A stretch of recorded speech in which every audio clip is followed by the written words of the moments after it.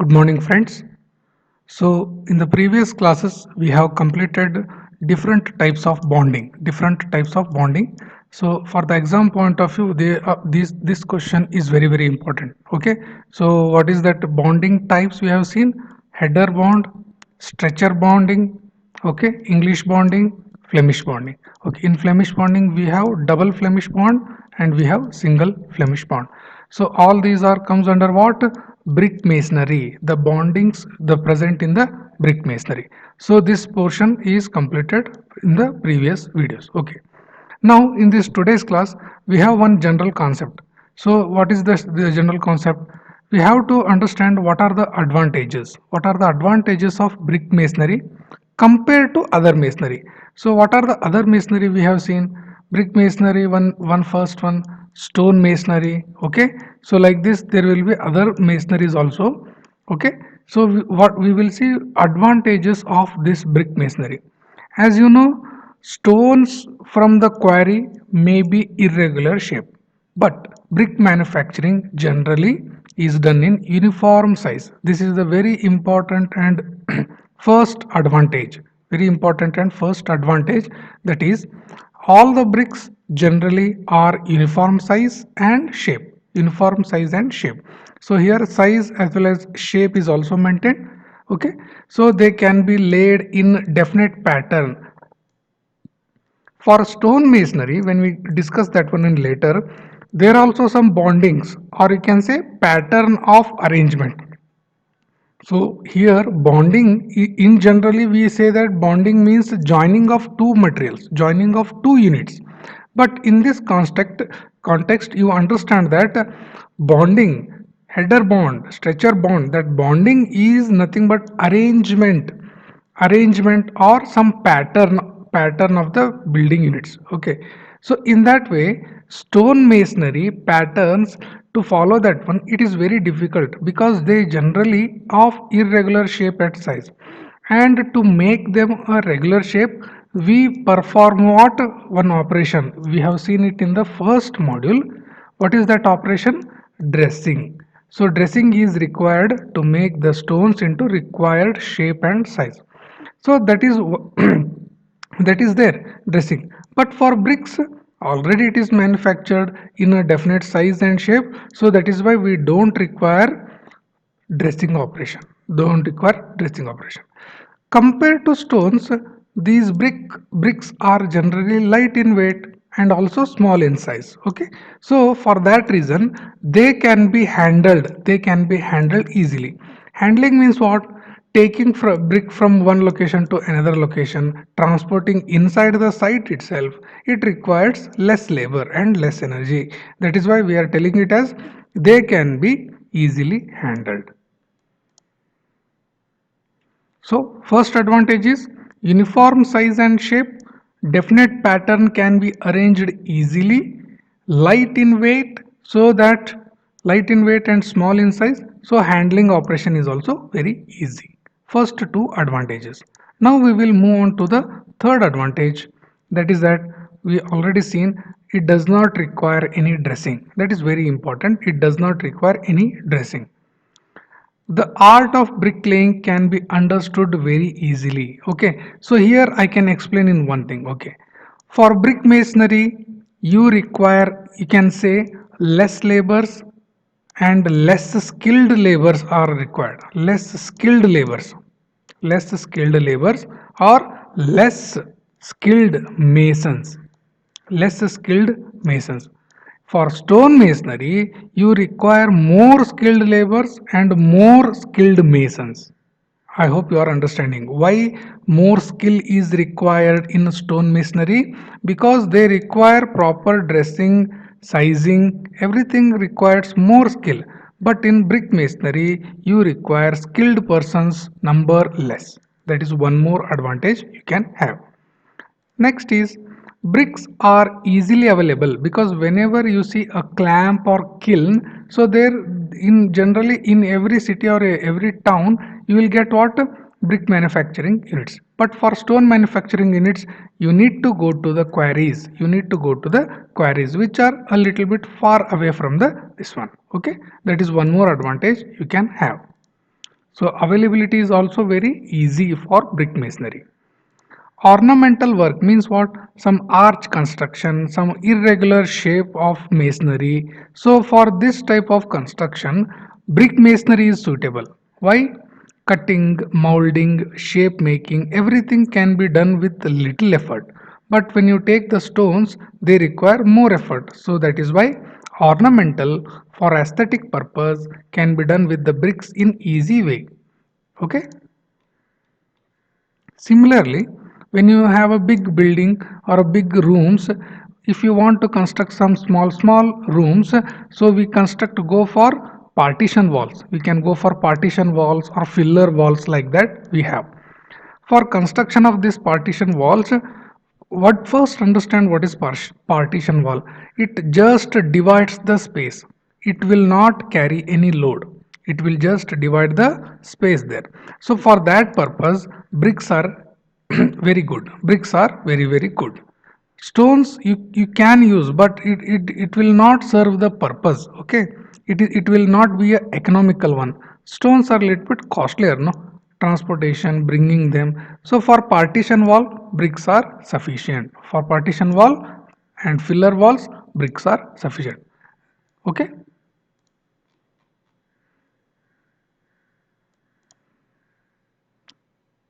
So those were the advantages. Those were the advantages. Now there is arrangement of pattern and arrangement of brick units. We generally call it as bonding. We generally call it as bonding. So in this diagram, if you see, I have taken one small diagram. Don't get confused about this English bond or Flemish bond, header bond. No. Just simply understand here the units are arranged in a definite shape and definite pattern. Okay, this arrangement is itself called as bond or bonding. In other way, bonding is also nothing but adjoining units, maybe bottom and up sidewise, bottom and top one as well as sidewise. So this fixing with the mortar is also called as bonding only, because these are bonded together, no, these are bonded together, this and this, like this each unit is bonded here. So we will see some of the general rules. What should be the general rules? Okay. So in arrangement, or you can say in the bonding, work, what are the general rules we should follow? Okay. So we will see one by one.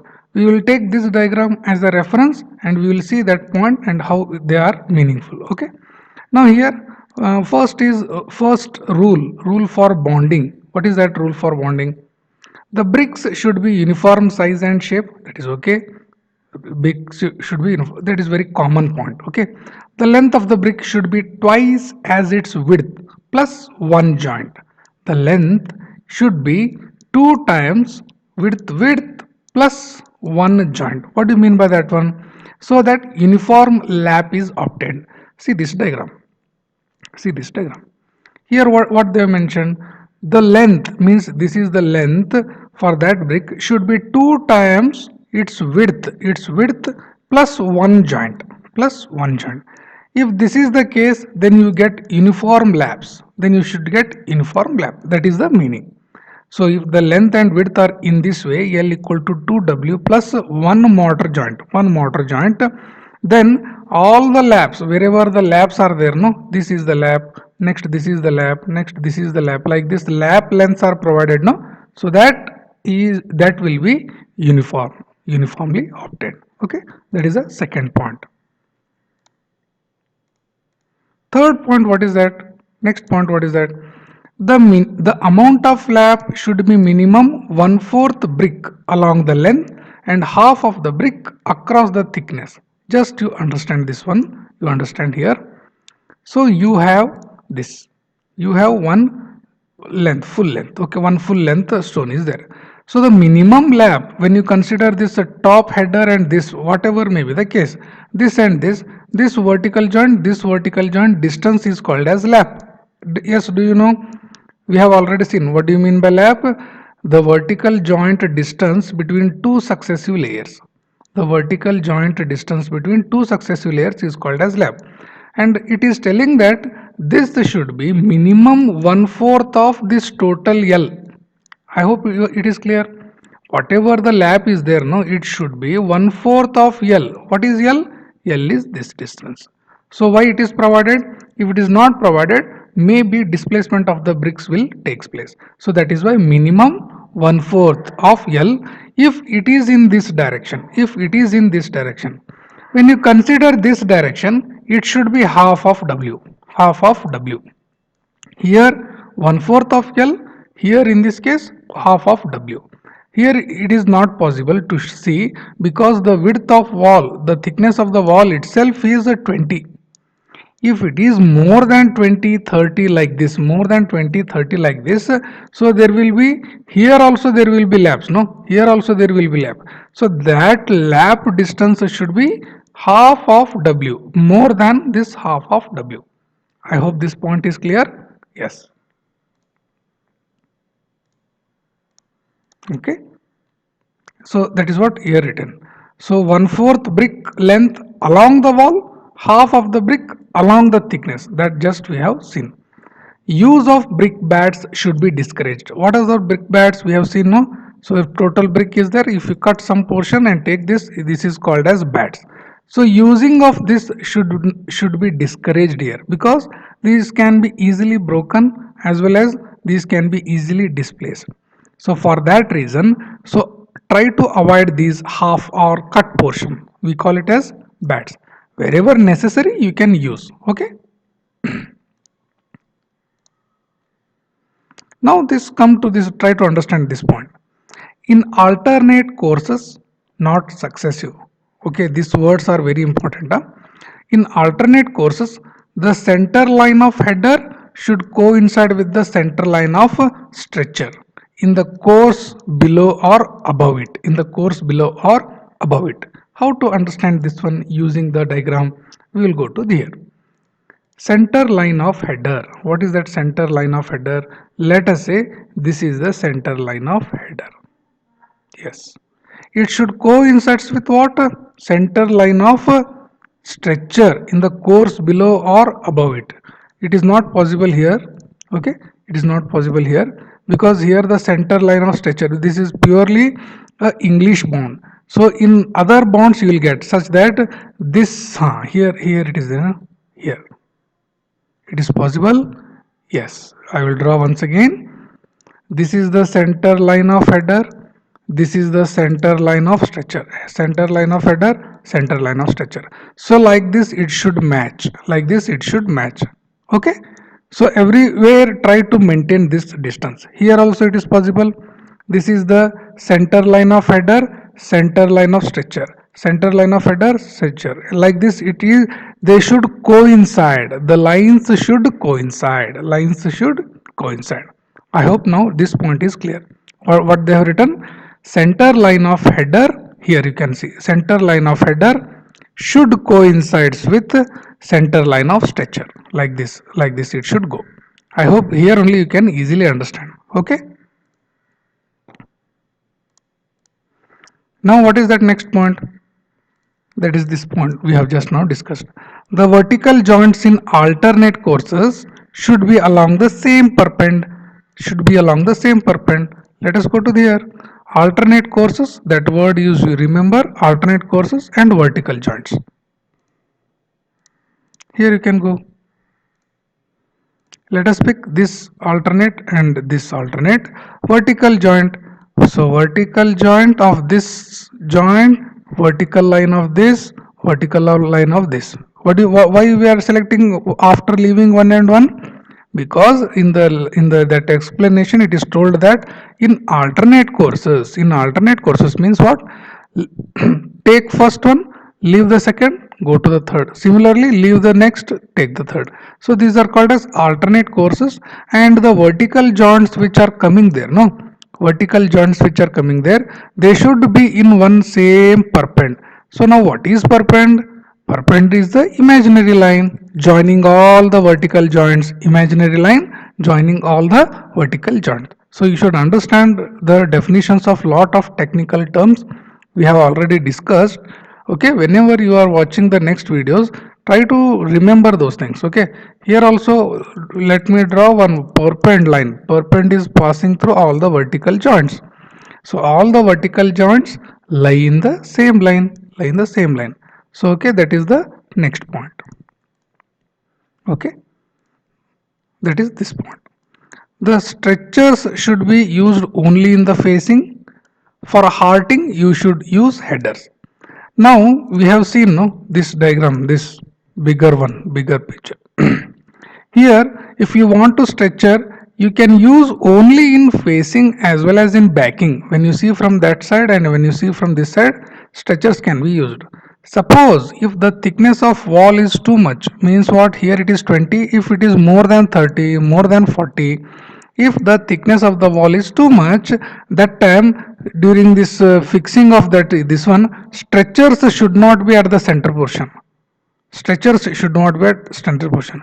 You can use only that time headers. In simple way you understand, stretchers generally for facing and backing works. Headers are generally for hearting works. Hearting means center portion of the thickness. Okay, like this, if you take a big cross section like this, you should be lengthwise, you should kept lengthwise. Okay, like this bricks should be kept. Okay, now what will happen if you put a stretcher along the thickness like this. So what I am telling, so when you see the thickness, this is the stretchers are placed along the hearting, here the headers are placed along the hearting. Header means what, from this side if you see, header appears. Stretcher means what, when you see this side, stretcher will appear, but when you see from top, it is appearing like this. Here what is the problem, here it will displace like this will also fall, this will also fall. When you see it from the top, try to imagine the things. When you see it from the top, if the load is more, it will displace these things. But in this case, if you put more and more load, these things will get compact each other. Because these are something like through stones, means what, through units, means what, it is passing more than half of the thickness. The bricks are kept in such a fashion that the length of this brick almost passes the half of the thickness. That means what, more strong. If you put more load, this will thing get compacted. That means you are getting more strength. That is the next rule. Okay, understand, core concept is, in hearting location headers should be used, but in hearting location stretchers should not be used. That is the meaning of this sentence. Okay, stretchers, this is completed. Okay, okay. This is a common point. It is preferable to provide every sixth course as a header course on both sides of the wall. That means for every sixth course, means what, from bottom if you pick 1 2 3 4 5 6 like that, every sixth course 1 2 3 4 1 2 3 4 5 6. So every sixth course generally should be header course on this side also, and from that side also. So advantage is what is the advantage of using the headers? Or if you see it from the thickness, these are throughout the thickness. Try to imagine, can you imagine this one, this is throughout the thickness of that wall. So that means more strength you are going to get, okay, that is the advantage. Okay,